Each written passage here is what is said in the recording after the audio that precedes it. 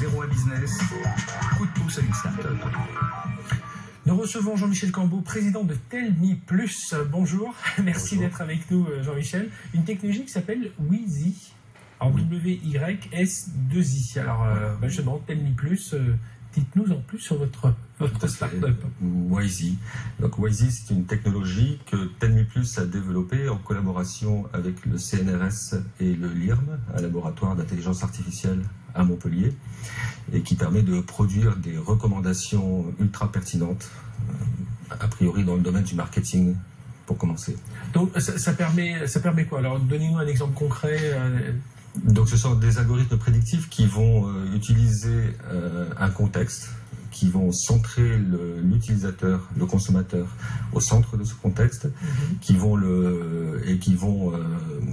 trouver des similitudes de comportement pour choisir, apprendre, détecter les goûts de cet utilisateur de façon complètement anonyme. Et alors, on connaît ça un peu avec l'effet, je parlais d'Amazon, puisque c'est, hop, on achète un livre, on dit ceux qui ont acheté ce livre ont bien aimé tel livre. C'est un peu sur ce modèle-là. Et alors, qu'est-ce que vous proposez justement en plus par rapport à ce type de technologie? Ce type de technologie répond en fait à un utilisateur qui a réalisé un achat et va chercher à lui proposer des produits complémentaires. J'ai acheté une imprimante, on va me proposer le câble qui va avec, par exemple, ou j'ai acheté un livre, on va me proposer un autre livre du même auteur. Et alors, d'après ce que je comprends dans votre technologie, il y a un côté auto-apprentissage, c'est-à-dire voilà, l'innovation, elle est aussi dans ce... Voilà, l'innovation, elle est dans le fait d'avoir réussi à combiner des techniques d'intelligence artificielle et de machine learning, c'est-à-dire que c'est la machine qui auto-apprend, qui apprend toute seule, pour arriver à manipuler les données du big data, ce qui est rarement le cas. En fait, souvent, c'est une approche plutôt statistique, le data mining qui est utilisé. Et nous avons réussi en fait à utiliser l'approche d'intelligence artificielle tout en passant à l'échelle du big data et à produire dans un temps... Parce que c'est souvent ce qu'on reproche pour la partie big data, c'est qu'on reste un peu dans cet univers statistique. Voilà, on prend des bases de données, on les analyse, et puis voilà. Vous cherchez à partir de ces données à créer des modèles, et puis... Exactement. Voilà. Nous créons des modèles à la volée, en temps réel, qui sont vivants, c'est-à-dire qu'ils sont réévalués à chaque fois qu'il se produit quelque chose.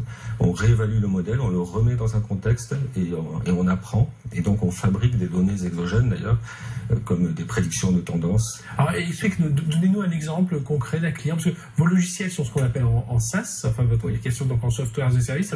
On n'achète pas une boîte, voilà, on peut louer ce service via le site donc de Tell.me Plus. Et alors voilà, donnez-nous un exemple concret, voilà, un entrepreneur qui nous écoute aujourd'hui, et qu'est-ce qu'il peut faire avec votre technologie? Tout à fait. Donc on va prendre un exemple Mappy. Par exemple, de cartographie. Un utilisateur se connecte au service de cartographie et recherche un fleuriste. Il se trouve, par exemple, rue de la Huchette, c'est samedi soir, il pleut, et ce sont les vacances scolaires. Mappy va nous demander, par web service, de trouver des recommandations pertinentes pour enrichir la réponse qu'il va fournir à son utilisateur. Donc, on n'est pas en mode push, on est en mode enrichissement de réponse. D'accord. Donc, nous allons revoir le contexte, dans le même contexte, le samedi soir, près de rue de la Huchette, les jours de pluie et en période de vacances scolaires, beaucoup d'utilisateurs ont aimé un restaurant. Donc nous allons proposer ce restaurant comme point d'intérêt complémentaire pour que Mappy puisse afficher sur une carte. Et après, on peut réagir à ça. Et alors, votre business model, comment vous le business model, gagnez de l'argent là-dessus? C'est une location mensuelle, donc c'est un abonnement mensuel en mode SaaS, et qui peut être soit au volume, soit à la performance. Ce qui va déterminer l'un ou l'autre, c'est la nature des données et du service que l'on peut rendre. Si on peut le mesurer en termes de chiffre d'affaires augmenté, à ce moment-là, ça peut être éventuellement la performance.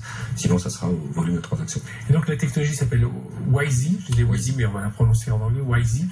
Tell.me Plus. Je suis perdu avec Tell.me Plus et Whysi. Eh bien, voilà. On a bien compris votre technologie. Merci, Jean-Michel Cambeau, d'avoir été avec nous. Donc, pour en savoir plus, justement, Tell.me Plus et cette technologie Whysi. Merci d'avoir été avec nous pendant cette heure. On a parlé d'innovation du numérique, on continuera à en parler la semaine prochaine, et puis on en parle aussi chaque jour sur BFM Business. À très bientôt.